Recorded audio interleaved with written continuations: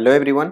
आज के क्लास में मैं आप लोग के साथ डिस्कस करने वाला हूं यूनिफॉर्म डिस्ट्रीब्यूशन से रिलेटेड एक क्वेश्चंस। और ये क्वेश्चंस CSIR नेट जुलाई 2024 के पेपर में पूछा गया हुआ था। तो चलिए हम लोग देखते हैं कि क्वेश्चंस क्या कह रहा है, फिर हम लोग उस क्वेश्चंस का डिटेल सॉल्यूशंस देखेंगे। तो लेक्चर्स के अंत तक बने रहिए और चैनल पे नए हो तो प्लीज सब्सक्राइब करके बेल आइकन जरूर प्रेस कर दें। तो देखिए क्वेश्चंस क्या है। तो देखिए क्वेश्चंस का आईडी क्या है 704052 और क्वेश्चंस कुछ इस तरह से है। Let a point P be the chosen at random on the line segment AB of the length alpha. Let Z1 and Z2 denote the length of the line segment AP and BP respectively. Then the value of expectations mod of Z1 minus Z2 is। तो देखिए questions कुछ इस तरह से given है। हमें एक line segment दिया गया है जो कुछ इस तरह से है।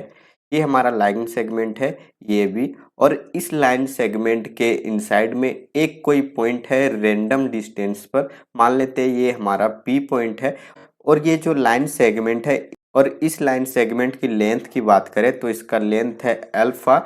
और यहाँ जो पॉइंट A और P के बीच का डिस्टेंस बताया गया है वो क्या है, Z1 है। और फिर B और P का जो डिस्टेंस बताया गया है वो क्या किया गया है, Z2 से डिनोट कर रहा है।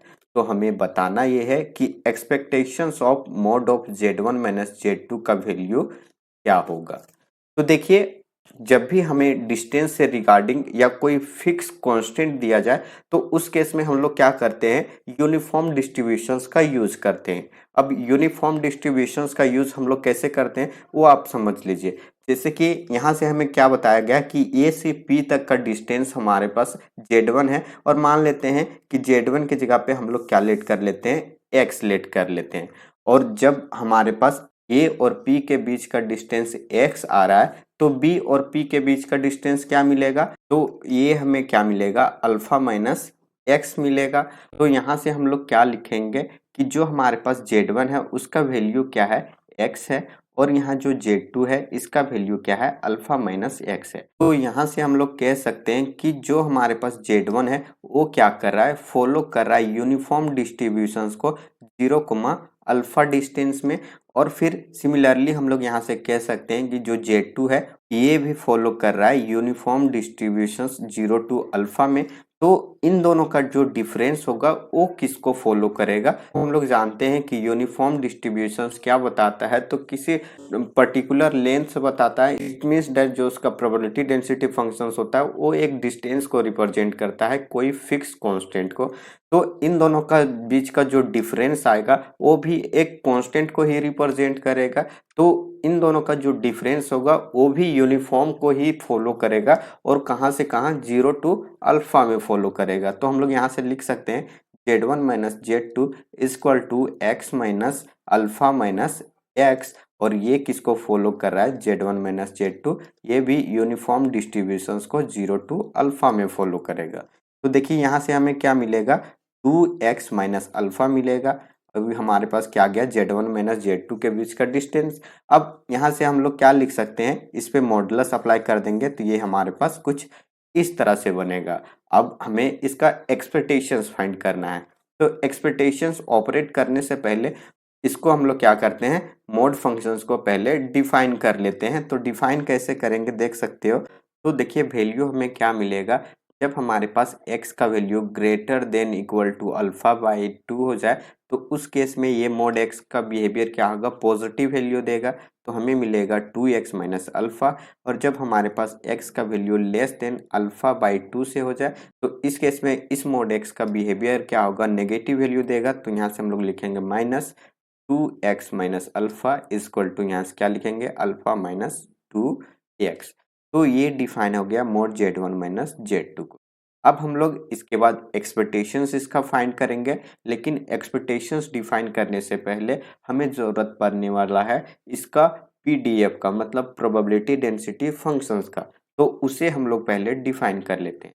तो देखिए जो हमारे पास PDF आएगा किसका, यूनिफॉर्म डिस्ट्रीब्यूशंस का, तो वो क्या होगा देख सकते हो, f of x equal to ये होता है 1 डिवाइडेड बाय बी माइनस ये, मतलब बी क्या है, इंटरवल का एंड पॉइंट और ये क्या है, इंटरवल का इनिशियल पॉइंट।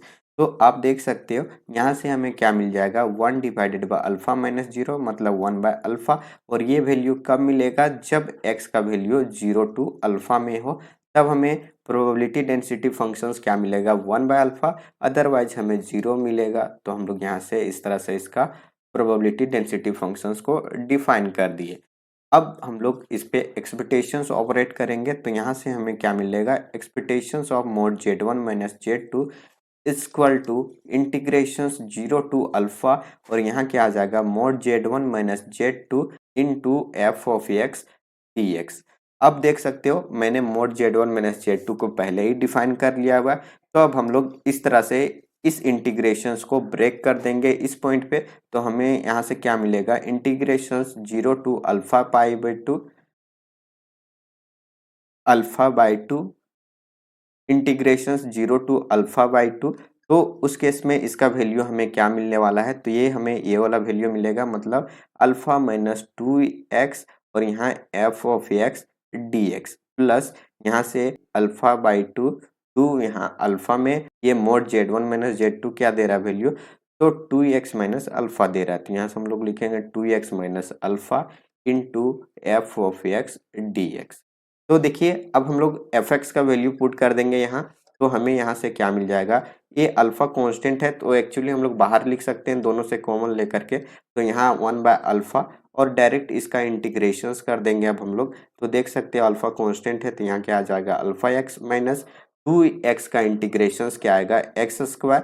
तो अब हम लोग यहाँ से लिमिट इस पे रख देंगे 0 टू अल्फा बाई 2 प्लस इसका भी इंटीग्रेशंस करेंगे तो हमें मिलेगा x square minus alpha x. अब इस पे लिमिट रखते हैं हम लोग, क्या होगा, अल्फा बाई 2 टू यहाँ अल्फा। अब हम लोग अपर लिमिट सबसे पहले यहाँ रखेंगे तो वैल्यू क्या मिलेगा, ये बाहर 1 बाय अल्फा है, अपर लिमिट रखने हमें क्या मिल रहा है, alpha into alpha by 2 minus यहाँ आ जाएगा अल्फा स्क्वायर डिवाइडेड बाई 4। और जब हम लोग लोअर लिमिट 0 रखेंगे तो दोनों में x का फंक्शन है तो ये 0 हो जाएगा। सिमिलरली इस पे हम लोग रखते हैं तो यहाँ से क्या मिलेगा, अल्फा स्क्वायर माइनस यहाँ से भी अल्फा स्क्वायर और फिर माइनस लोअर लिमिट रखेंगे। तो लोअर लिमिट रखने के बाद क्या मिलेगा, यहाँ हो जाएगा alpha square divided by 4 minus alpha square by 2।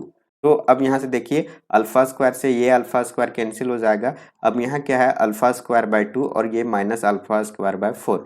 तो इसको सब्ट्रैक्ट करने के बाद हमें क्या मिलेगा, अल्फा स्क्वायर बाय 4 और प्लस यहाँ से क्या मिल रहा है, देखिए यहाँ से बाहर नेगेटिव है और यहाँ अंदर में अल्फा स्क्वायर बाय 4 और यहाँ अल्फा स्क्वायर बाय 2।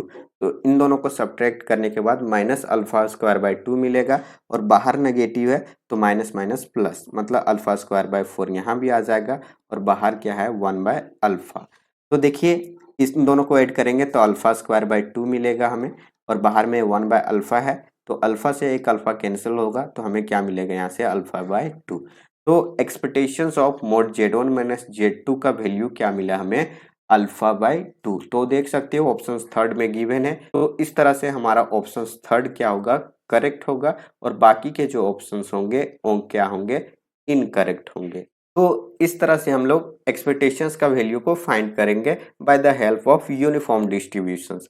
तो आई थिंक आपका इस क्वेश्चंस के रिगार्डिंग जो भी डाउट होंगे वो आपका क्लियर हो गया होगा। अगर फिर भी कोई क्वेरी रहती है तो आप ज़रूर कमेंट करें ताकि मैं उसे देख करके उस पर काम करूं और आपको फिर से बताने की कोशिश करूं। तो चलिए फिर मिलते हैं हम लोग नेक्स्ट लेक्चर्स में। जाते जाते मैं फिर एक बार बता देना चाहता हूं कि अगर आप मेरे चैनल पर नए हो तो please like share and subscribe ज़रूर करें और अपने दोस्तों के साथ शेयर करके उन्हें भी मेरे क्लासेस को फॉलो करने ज़रूर बोलें ताकि उन्हें भी इन क्लासेस के थ्रू कुछ बेनिफिट हो सके। तो thank you so much for watching this video. Bye bye, take care.